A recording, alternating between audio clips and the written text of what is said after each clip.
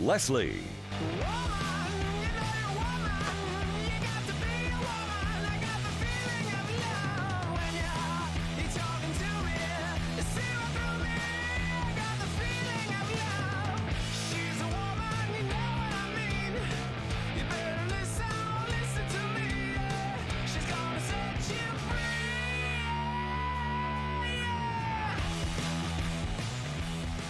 Here to set you free. Happy Tuesday. How you doing? I'm Leslie Marshall. Welcome back to the only true democracy in talk. We thank those of you listening on radio, on stream, on podcast. We also thank those of you watching on YouTube Live, Facebook Live, and Periscope on Twitter. Good to be with you today. We have not one but two great guests about two very timely topics, and the first is near and dear to my heart. First up, we're going to be talking to Vijay Lemaye. He is an advisor to the NRDC Action Fund, whose mission is to build political support for protecting the planet and its people. And before I talk to Vijay, I just want to be very clear why this matters so much to me right now. And so Vijay knows. I am sitting less than 2 miles from the Bobcat fire. 1 week ago today, fire and police, first responders, drove up my street with huge megaphones and told us, prepare to evacuate. We were told we had 30 minutes. My husband was away at work. I got the kids and bags and dogs and started to think about what matters to me, like a cassette tape of my dad's voice or pictures. Right outside my door right now, you would have to wear a mask, not because of COVID, but because you can't breathe right outside my front door right now. No joke. I have ash all over my car, my yard, my pool. I can't send my kids outside. And when we bring the dog outside to relieve himself, we got to be quick. So when people talk, when a president talks, an administration talks about or against science, it matters to me. It matters to me as a voter, it matters to me as a human being, and it matters to me as a mother of 2 kids who can't play in my backyard because the smoke is so thick. Can't see the sun properly. It's a distorted color. Wild animals all over the place, which that's nice to see.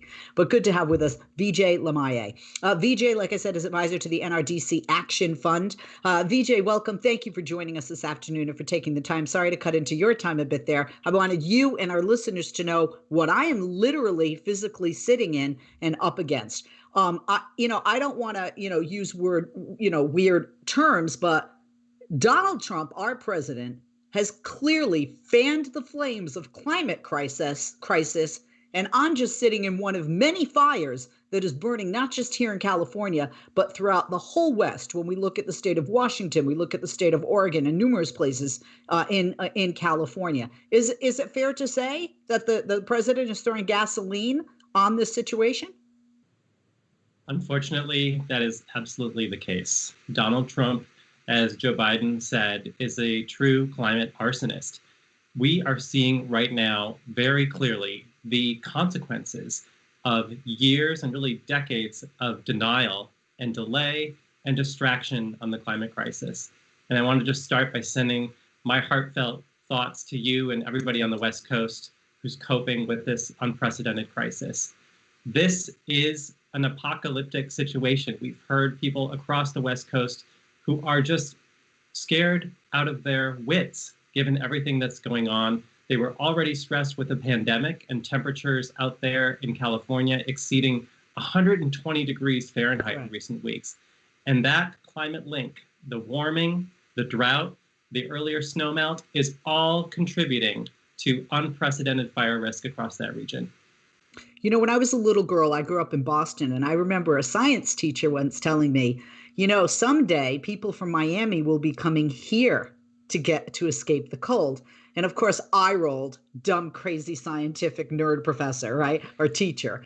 But right now, Gina McCarthy, president of your organization, the NRDC Action Fund, who is also a former EPA administrator, she wrote, and I want to quote, because when I read this, I feel this. I really do.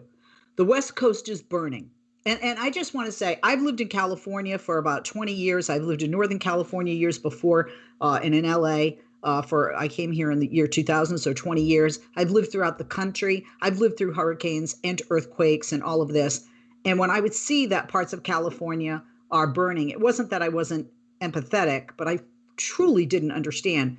I am not kidding when I say I wake up coughing in my bedroom with no windows open from the smoke that permeates my home. And I have not been evacuated. And I spoke to the fire department this morning when I just drove down the street to get some Starbucks for me and my kids. She said, quote, "The West is burning. Toxic smoke is choking the air from the canyons of Los Angeles to the Puget Sound, and a stunned nation is struggling to make sense of scenes of the Golden Gate Bridge against what looks like the skyscape of Mars." No kidding. The pictures, my brother-in-law lives in Northern California.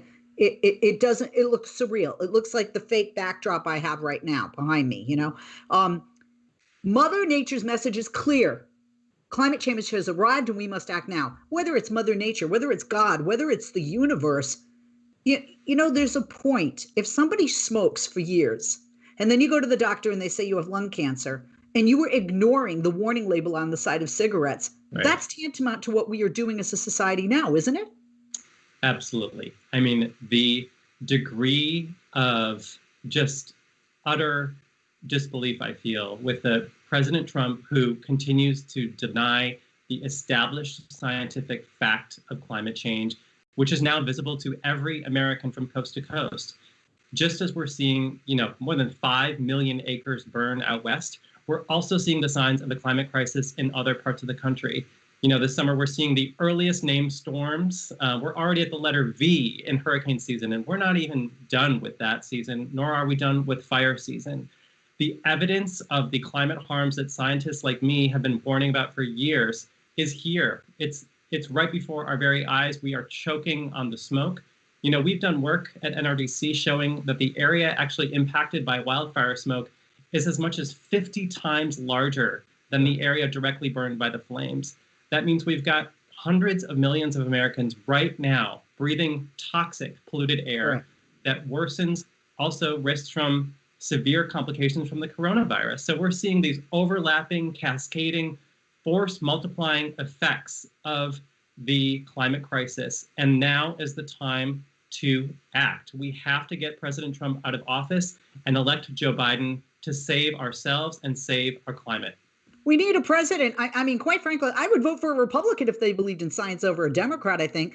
Look, my husband checks the air quality because he is concerned because he's a surgeon. He checks his air all the time because he deals with COVID patients all the time.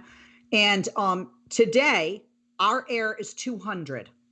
Okay. So 100%, just so everybody knows, is normal. And anything over that is much worse. And, or I mean, no, not 100. We were, I don't know, at 67. We've just skyrocketed to 200. It's bad. I mean, it's when it's sort of like, I'm not going to go to my mailbox. That's how bad it is, right at the edge of my driveway. There are dozens of, but you know, this goes further than Leslie Marshall and her family have some smoke. I'm blessed. I have my home. I have my electricity. I have my internet. I have my job. My husband has his job. My kids have school. I have that roof over my head. I have food. I have clothes. I have a new puppy that's driving me crazy. But other than that, there are, all joking aside, there are dozens of people that have died. There are hundreds of thousands of people that have had to flee their homes. And believe me, it's not easy. I have one cousin who lives on the coast here. All my family's on the East Coast. And although I have friends, it's hard to say, hey, can 4 of us and a dog come and stay with you for we don't know how long? Question mark. When Millie, my daughter asked me yesterday, Mom, how big is an acre? And I have what's considered a lot of land in California, but most of it is on a hill because I'm at the top of a hill. And I said, well, we have 1/4 of an acre. So 4 times what we have is 1. And she went, wow, because we look at the thousands of acres just from Bobcat. But if you look at the wildfires in California, all the way from South and San Diego, all the way up the coast to Washington State and the Cascades, you're talking about 5 million acres. This affects the air we breathe. This affects our wildlife. This affects the food chain. This affects the water we drink. This affects jobs. This affects homes. And certainly this affects lives with illness. We saw 2 helicopters yesterday with stretchers dangling, and we knew 2 firefighters were taken out of there. And it's so, you're walking out of Best Buy and you're looking up and you're thinking, oh my God, that person may not make it. You know, I mean, this is very, very real. What bothers me, and I'd love for you to speak to this, VJ, is You know what? We're going to take a break. I'm sorry. Oh yeah, we have a hard break here, so I got to shut up. When we come back, I want you to speak to the president being in the state of California and what you feel he did, because as a voter and as a Californian, as a resident, I think it was lip service. This is an epic American disaster. You said it. It's Armageddon, quite frankly. It is. We're living in a horror film, but it's real life. We'll be back with our guests. We'll be back with you right after this. Don't go away. Vijay Lamaye is an advisor to the NRDC Action Fund. Please stick around. We're going to talk with him more right after this. And you, don't go away. If you miss Leslie on TV this week, catch up at lesliemarshallshow.com. If you're worried your friend may be struggling, remember, you don't have to. So VJ can hear me? Yep. Oh, and Mark, I just got something from Brad. You can ask with an app if it works for you. You can write him a text or knit him a sweater. If you can't be together, you can write him a letter. Whatever gets you talking. Whatever gets you talking. You could chat on the game, kick off your flip-flops. You can ask on your couch while you binge watch. However you do it, you gotta ask a friend. And if they don't share, you can ask again. Whatever gets you talking. Whatever gets you talking.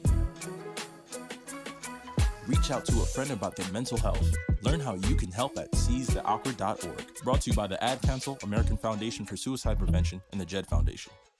I was in the middle of the Atlantic Ocean when it happened. There was a sudden jolt and our submarine crashed on the seafloor. We were in total darkness. That's Dr. Dejana Figueroa, a marine biologist and STEM teacher, talking about a deep sea dive she'll never forget. It's funny, when I was a kid, I was afraid of the ocean. And there I was, 2 miles below the surface. But as a scientist, you prepare for that. Using our training and a little creativity, we fixed the sub and finished our experiments. The dive was just too important. Every dive gives us glimpses at things few people ever get to see. Glowing creatures, fiery undersea volcanoes. When we got back to the surface, I kissed the ground and called my mom, of course. But you know what? I wouldn't trade that dive for anything. Dr. Figueroa uses her passion for STEM to discover new things and make the world a better place. She can STEM, so can you. Check out She Can STEM for more stories and inspiration.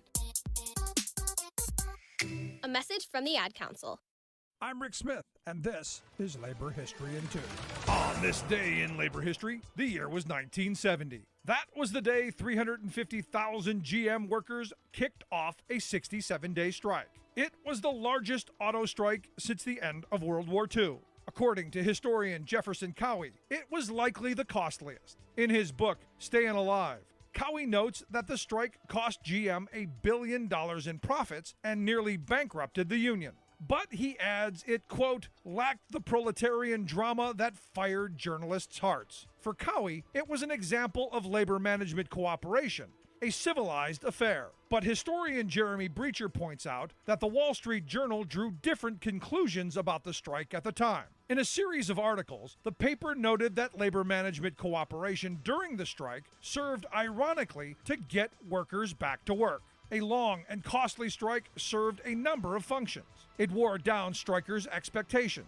After 8 or 10 weeks, workers would be amiable to terms they initially rejected. It also provided an escape valve for built-up frustration over working conditions. And a long strike served to coalesce internal union factions around a common enemy, strengthening the union's leadership in the process. For management, a long and costly strike lent hope that workers would be reluctant to strike in the future. But Breacher notes these ideas about workers' motives nearly backfired. Strikers simply wouldn't budge on their demands. They made gains in wages, pensions, and cost of living allowances. And they were finally able to retire after 30 years. But critics argued the agreement fell short of initial demands, and workers lacked more say in the workplace. This would be a key issue in the many strikes and wildcats in the years to come. For more information, go to laborhistoryin2.com, like us on Facebook, follow us on Twitter at laborhistoryin2. Follow Leslie on Twitter. Just go to www.twitter.com/Leslie Marshall, and we'll be sure to share your tweets. We are back with VJ Lamaye. He is an advisor to the NRDC Action Fund. I'm Leslie Marshall. Welcome back. Their mission is to build political support for protecting the planet and its people. Many of you probably saw my governor, Gavin Newsom, get into it with President Trump here on the West Coast in California. VJ, thank you for holding. Welcome back. When the president visited here, he refused to acknowledge the role that climate change has played in these fires that are still burning and that are setting records. It's not surprising. I mean, if you look at the way he approached COVID-19 from a very non-scientific point, to this, I just don't get it though, VJ. And you know why I don't get it? Wanting clean air to breathe, right, wanting clean water to drink, wanting to leave a cleaner planet for our children and our children's children shouldn't be about Democrat or Republican. It should be about human. It shouldn't have a political bend to it. I don't get 2 + 2 is 4. Why are we arguing that? Science is, okay, there are hypotheses and theories, but largely fact-based. And when you have the international greatest minds in the scientific community all agreeing, it's pretty much, yeah, the earth is round. So why do you think there is this pushback, not just from the president, but from Republicans and conservatives? Because, I read a piece, I can't remember who it was by, on how like God and science can coexist. You know what I mean? Like, you can believe in God and you can be a strong Christian, but you can also believe in climate change. It doesn't change God's role in the universe and in creation. Right. Increasingly, we're seeing a disconnect between the American public, which more and more recognizes the reality that's all around us in vivid display right now, that the climate crisis is an emergency, and it's not a planet problem. It's a people problem, right? We're talking about profound human suffering, deaths, illness, and destruction of entire communities linked to this problem that we know how to get ourselves out of. So we have the American public increasingly understanding that the climate crisis is here. It's not some distant future threat. And yet we have Republicans and President Trump certainly hanging on to the last vestiges of a failing, declining fossil fuel industry, trying to wring every last dollar and cent out of fossil fuels, the same fuels that are driving the climate crisis. It's an insane level of corruption and political favors to a industry that is in clear decline and that is contributing to these unprecedented climate risks and chaos around the country. When people like you, scientists and others at the NRDC and elsewhere talk about, hey, we have to act boldly, we have to act quickly. What actions are you talking about? What if Joe Biden were elected president, God willing, in November, if he's elected president, and it's going to be a very tight race, no landslide either way, it's possible he'll win, it's possible he'll lose. When you look at the numbers, it's pretty 50-50, which is really a sad state, a reflection of our nation. But that aside, I digress. When we talk about acting boldly, acting quickly, if Joe Biden were president and he said, VJ, advise me what to do with climate change, what would you advise him as a leader, a world leader, to do? The first thing that we need to do, the bare minimum, is that we need a president like Joe Biden who will understand that the climate crisis is not just one specific issue, right? We've seen in recent weeks that the climate crisis is a housing issue. It's an equity issue with communities of color and low-income communities bearing the brunt of these problems. We're seeing that it's a health crisis, certainly, but it also relates to national security and trade and agriculture and housing and energy policy, right? So we need a president who's going to prioritize action on the climate crisis and use the power of the president to really shape a national response that meets the challenge that we're up against. Too many years, really decades of delay on this issue have backed us into a corner, essentially. We no longer have the time to sort of, slowly walk our way through this problem. We need to act boldly and aggressively and act fast to reverse course. The Trump administration is speeding us further and faster into this climate emergency. Things are only going to get worse with another 4 years if President Trump is reelected. So the most important thing that any American can do this fall, we've got 50 days till the election, is to elect Joe Biden and Kamala Harris as our next leaders, because they recognize scientific reality and they will work aggressively and boldly to work our way out of this climate crisis and protect the health of every single American in the process.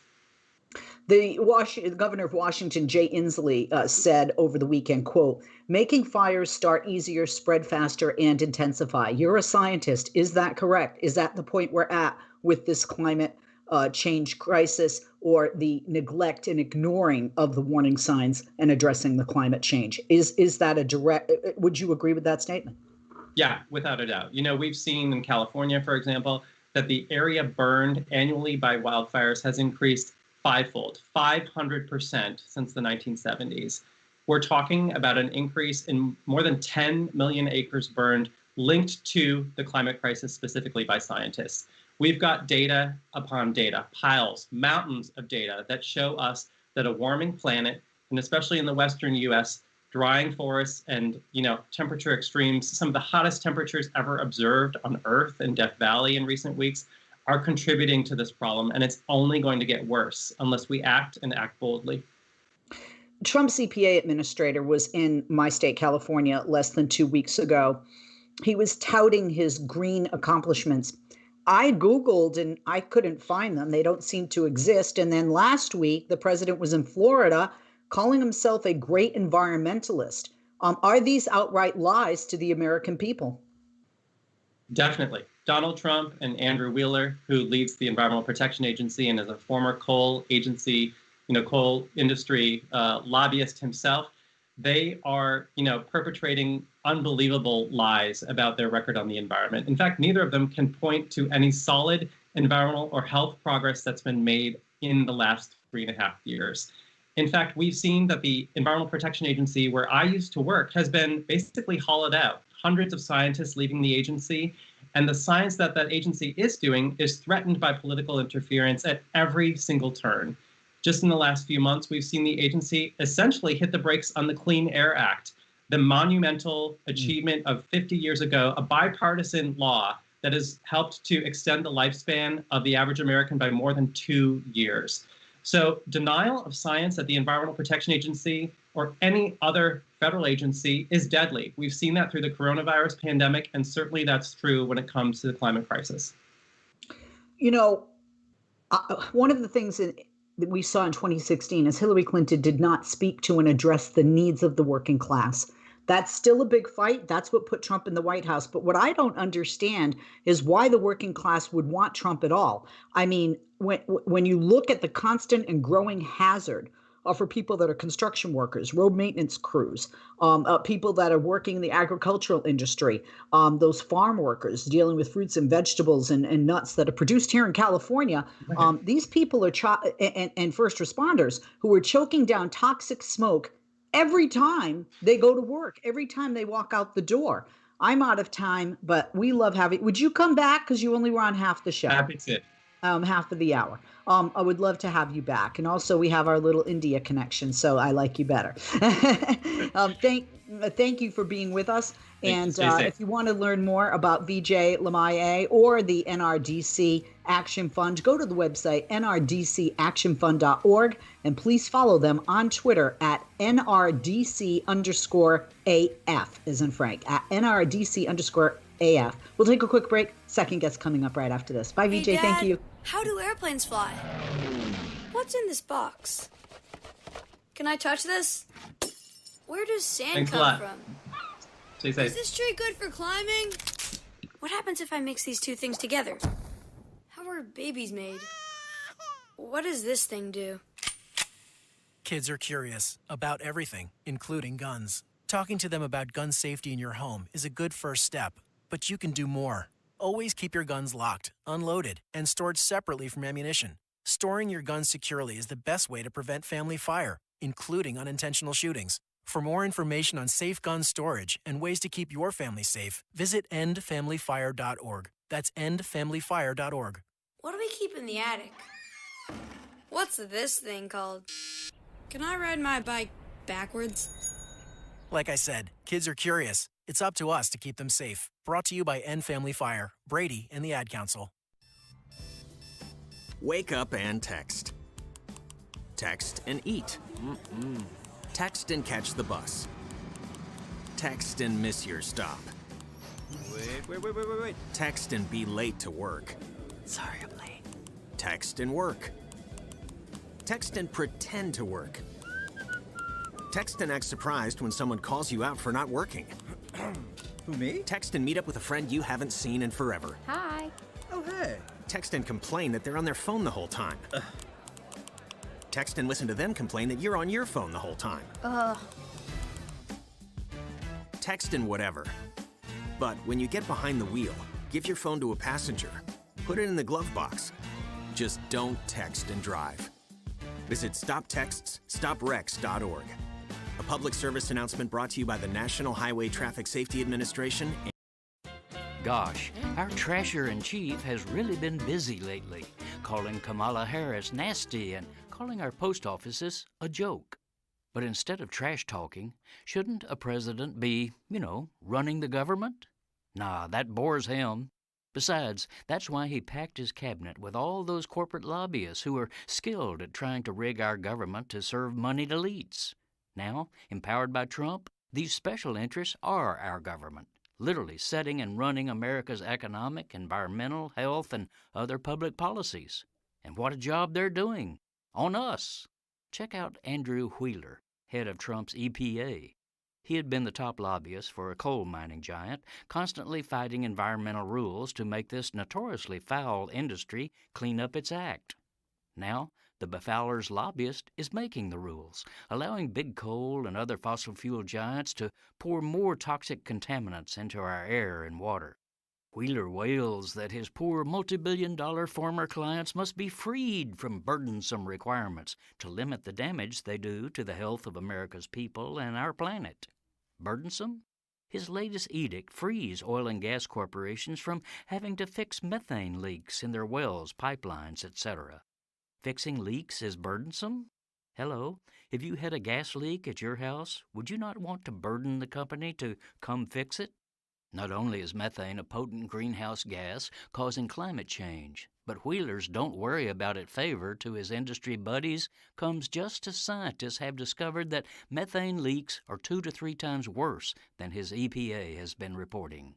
This means the industry is driving us toward a climate crisis faster than anyone realized. This is Jim Hightower saying, talk about nasty. The Trumpeteers have turned government totally bass-ackwards, protecting polluters instead of people. Life, liberty, and the pursuit of truth. The Leslie Marshall Show.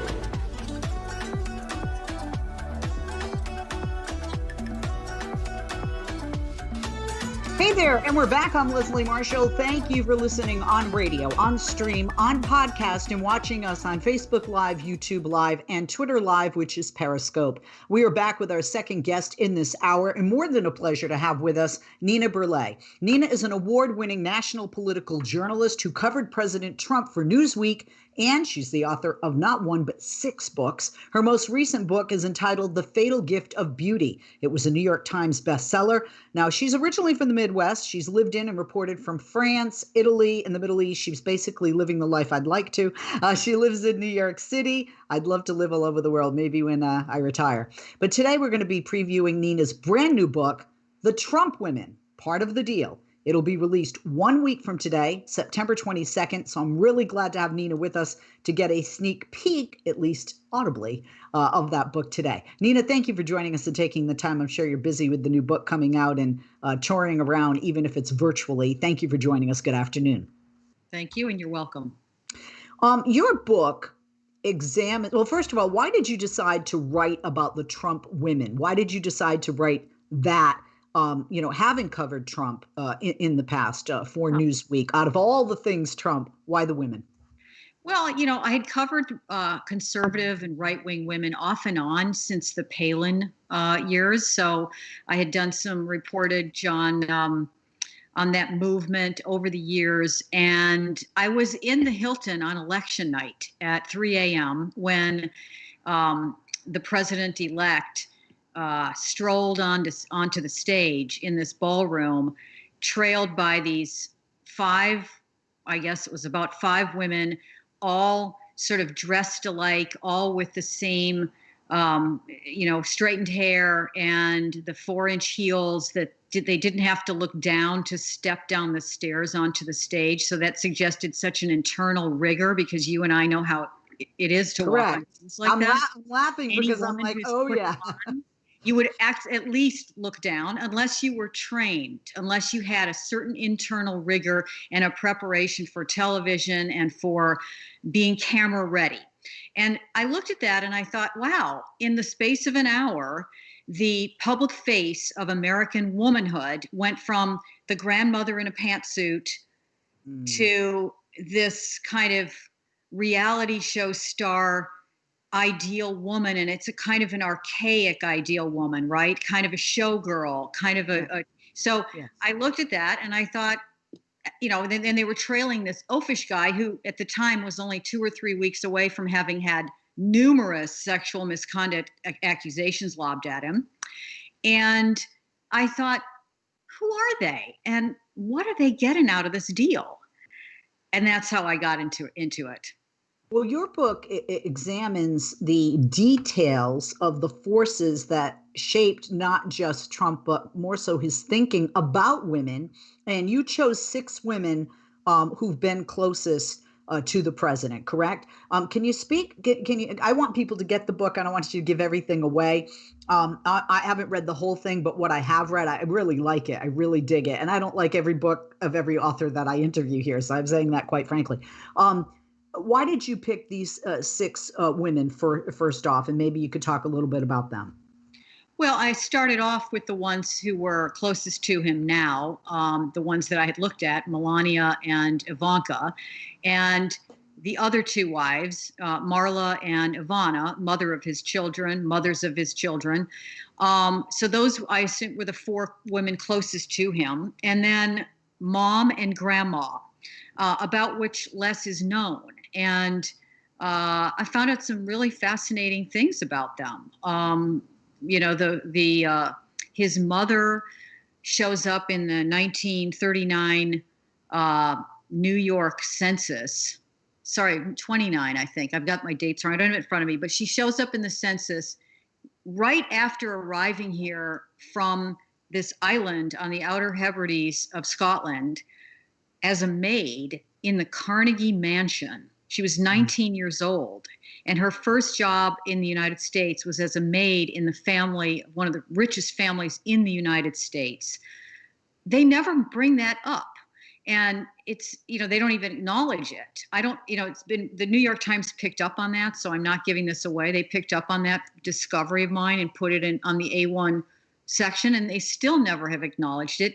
And it's such a strange family because, when they went to Buckingham Palace and the children trooped with him and they met the Queen, any other political operation would have celebrated the fact that the grandchildren of a maid from the British Isles were meeting the Queen of England.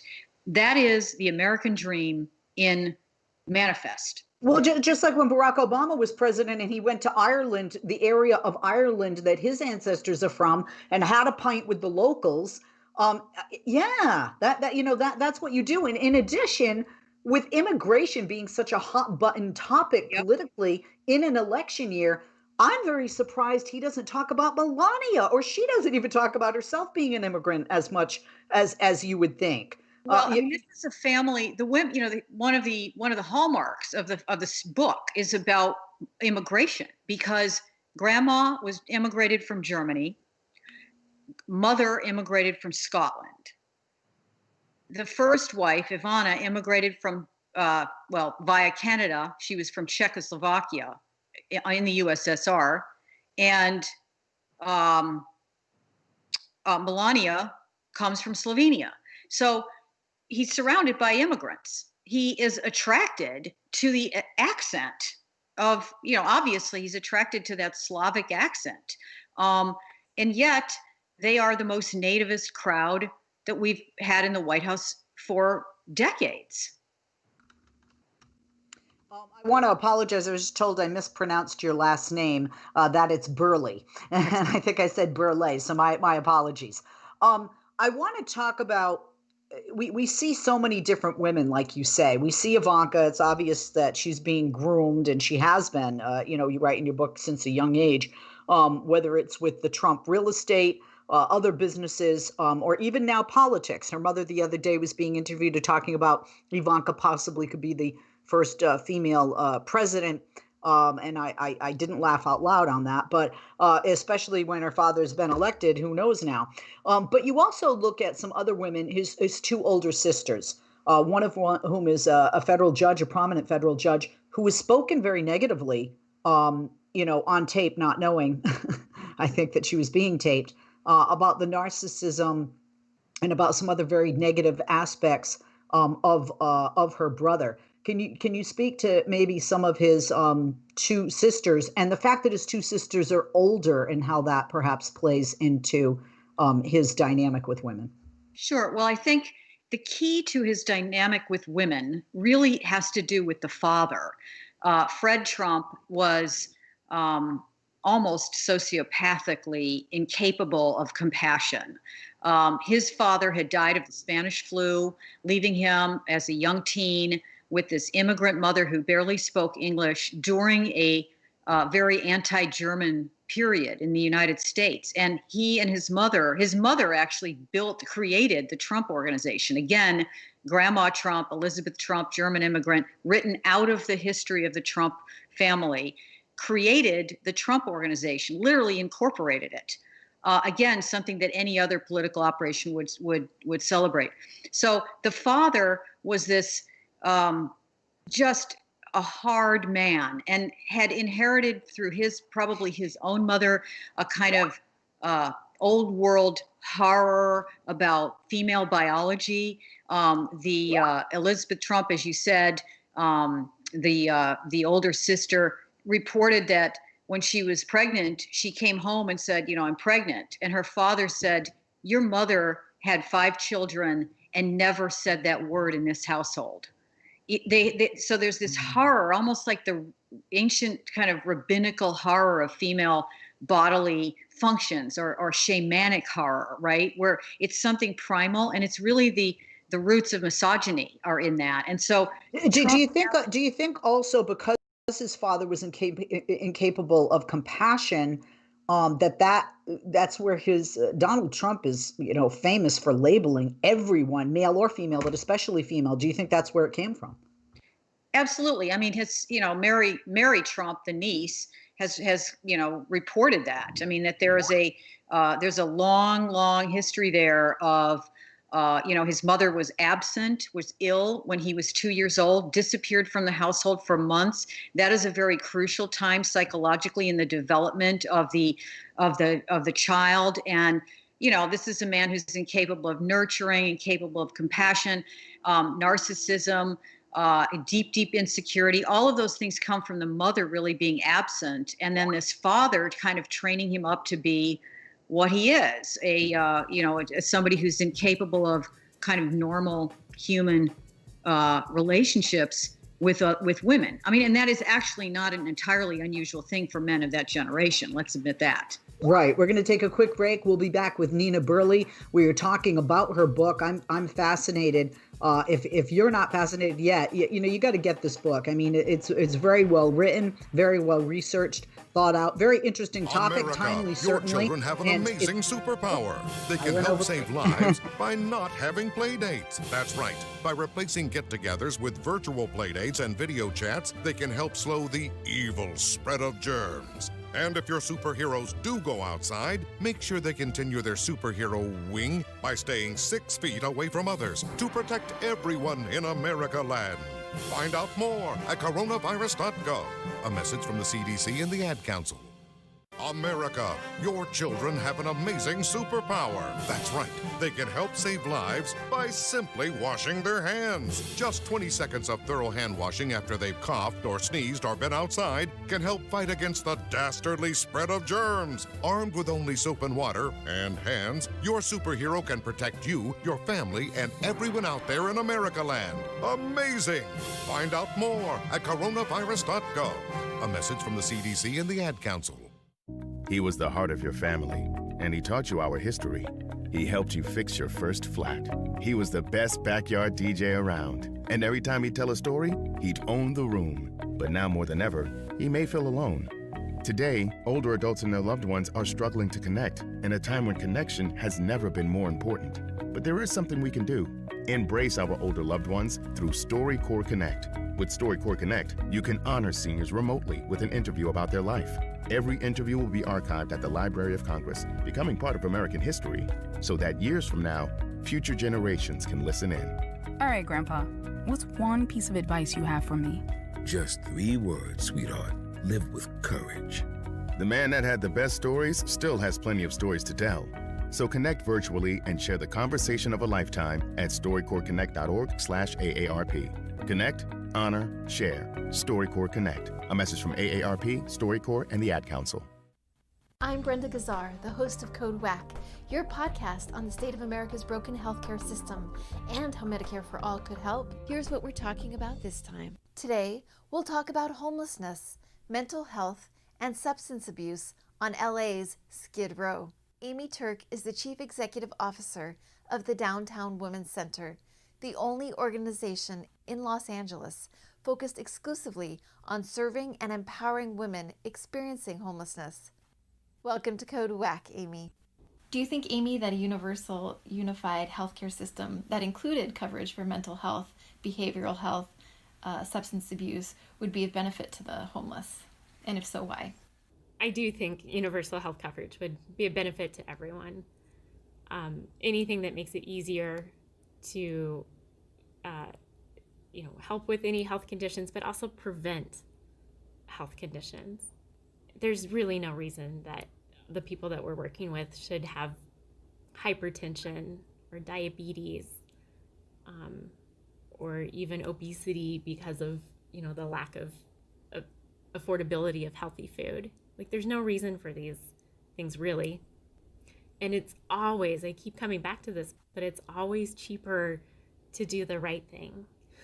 To provide healthy food or to provide health care. It ultimately really is cheaper to provide those systems than to wait until things get so bad that the only intervention is a very expensive intervention. Thank you, Amy. Find more Code WAC episodes on progressivevoices.com and on the PV app. You can also listen to Code WAC at heal-ca.org. This podcast is powered by Heal California, uplifting the voices of those fighting for healthcare reform around the country. I'm Brenda Gazar. If you miss Leslie on TV this week, catch up at lesliemarshallshow.com.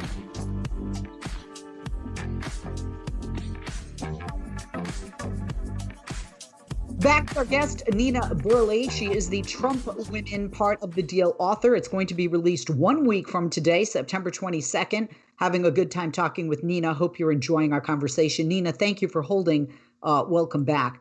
So much to talk about. We've touched upon the father, the mother, the grandmother, what roles they played in the misogynistic behavior of Donald Trump. Also, he seems to be attracted to immigrant women. People say men marry their mothers, right? I didn't know that Donald Trump had a childhood learning disability. Can you touch upon that in the book? This seemed to have, you said, overwhelmed his mother, left him uneducated. Can you speak to that? I didn't know about that learning disability. I'm not sure everyone does. Well, it's not, we don't have his medical records. What we do have are people analyzing him from a distance. And then we also have, sources within his family, people I've talked to. His niece discusses it also in her book, family members that I talked to who attest to the fact that he couldn't read. He didn't read. When his book came out, The Art of the Deal, the family joke was, well, Donald must have read one book, and he had not been known to be somebody who could read. He showed all the signs as a child of somebody with, ADHD or a learning disability, the kind of thing that in our generation, parents would have jumped on and teachers would have jumped on right away, medicated, pointed out to the parents, this kid needs some help. But in the 1950s, when he was growing up, the attitude was much different towards boys and those types of disabilities. The readers, the shy reader boys, were communists, and the ones who were rambunctious and beating each other up on the playground were all, red, white, and blue boys. And so they didn't look at it as a problem, and until when he was 12 or 13, he got completely out of hand, and that's when they shipped him off to this fourth-rate military school up in upstate New York, where he was basically pounded into submission by these, abusive rules and regulations, and violence was encouraged. And did he ever learn to read? I don't know. I mean, we know from Michael Cohen and his own niece that he he tried to hide his, he threatened the University of Pennsylvania preemptively, had Cohen preemptively threatened Pennsylvania not to release his grades if anybody called. And his niece has reported that his sister told her that he hired somebody to take his SAT test even to get into college. So this is a person who has deep insecurities about reading. Source on The Apprentice said, he had problems reading the cards that they would hold up. I mean, deep insecurities about, and it was untreated. And this man is president. So everybody around him knows this, which is what's so amazing. I mean, it's not just the women who know these secrets about him, the wives, which is part of the book. They all are in kind of an enabling position. They don't talk about, they have NDAs or they're paid off, Right. But the people around him know this, and it's going to be amazing when all these stories come out after it's all over. There's another woman in his life you touch upon briefly in the book, and that's Tiffany. That's his youngest daughter, who we never really hear about or see unless she's brought out for, these I'm running for office again campaigns. Why is that? My understanding is he has really no relationship with her. He writes a check for her education, and that's pretty much it, that he really didn't seem to want to be a part of her life. Talk to us about that. Well, I mean, he didn't have any use for Marla after Marla's second wife, mother of Tiffany, after Marla really challenged him and didn't want to be part of the brand and was trying to make him more spiritual. And, she's a spiritualist now. I mean, those are things that he's an anathema to, they were like oil and water. So, and she was maybe cheating on him with a lifeguard or a security guard down in Miami before it all fell apart.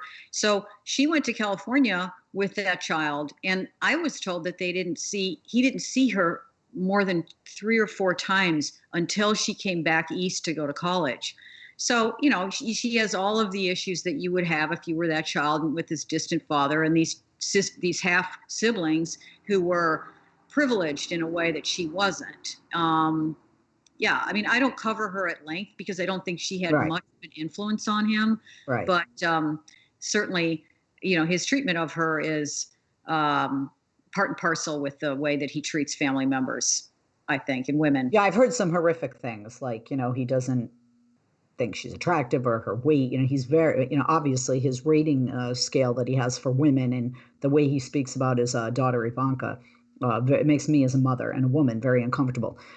Donald Trump and Melania Trump obviously met at some point. They got married. They have a son, Barron, together. Why is it so hidden when and where and how they've met? Because I know that some secrets you've uncovered, and this is one. Well, I don't know why she goes to great lengths to keep her life story hidden. I mean, Mary Jordan, a Pulitzer Prize-winning Washington Post reporter, tried to do a whole book about her and said it was the most difficult job that she'd ever taken on. She has her past nailed shut. And the only thing that I was able to uncover is that we suspect that they met earlier than they say they did.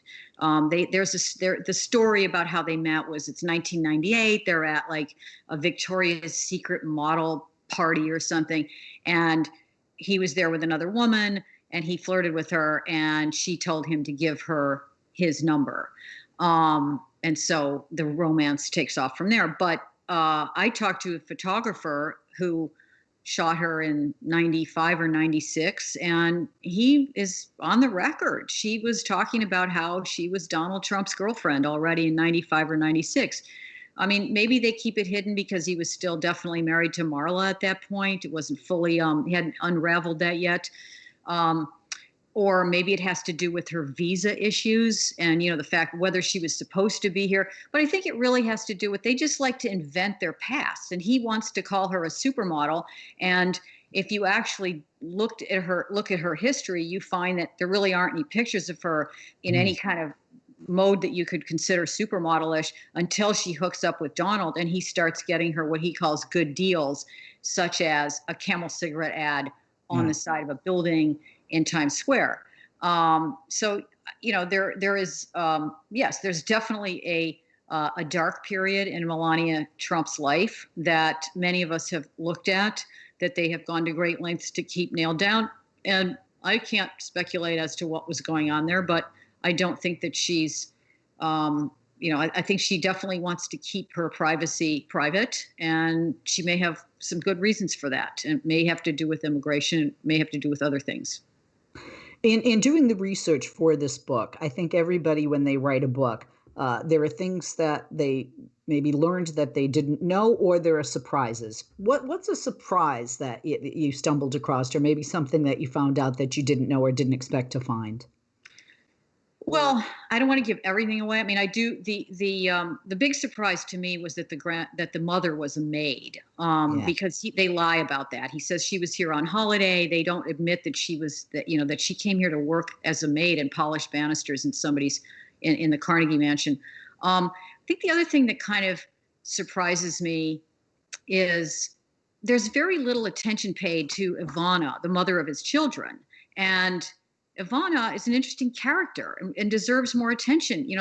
People that I met in Prague at the Center for the Study of Totalitarianism, which studied the Czech regime, the secret police, they're very suspicious about how she got out of the Czechoslovakia when she did. You had to have connections, and she shows up in New York, and all of a sudden she's on the arm of this guy, this rising star. He would not have ever visited Russia had she not habituated him to the Slavic world, taken him in and out of Czechoslovakia. Her son, her oldest son, spoke Czech. He was habituated to the Slavic world by her. He was a provincial guy from Queens. He lives on cheeseburgers and steak. He doesn't, so she's an interesting character, and people overlook her because she is sort of a clownish figure, right? Right. She's got so much plastic surgery, and she's old, and of course misogyny, ageism in Donald keeps her out of the picture because he cannot be photographed next to somebody like that. Right. So, how long were they married? They were married not as long as he and Melania, but oh, really? What, 87 to 99? No, not 87. I guess late 70s they got together, and then they split up in about 89. So, about 20 years, I think. Wow. I'm not sure. That's a long I think time. It might have been short. Well, I want people to get your book. You can pre-order The Trump Women Part of the Deal on Amazon.com now. Do it now. It's also available both in paperback or the Kindle edition. Get it now, The Trump Women Part of the Deal, and follow Nina on Twitter at Nina Burleigh, NinaBurleigh. Nina, thank you. Loving the book. Hope everybody else gets it. Great job, great topic, and a great time to do it. Thank you for being with us. Thank you, Leslie.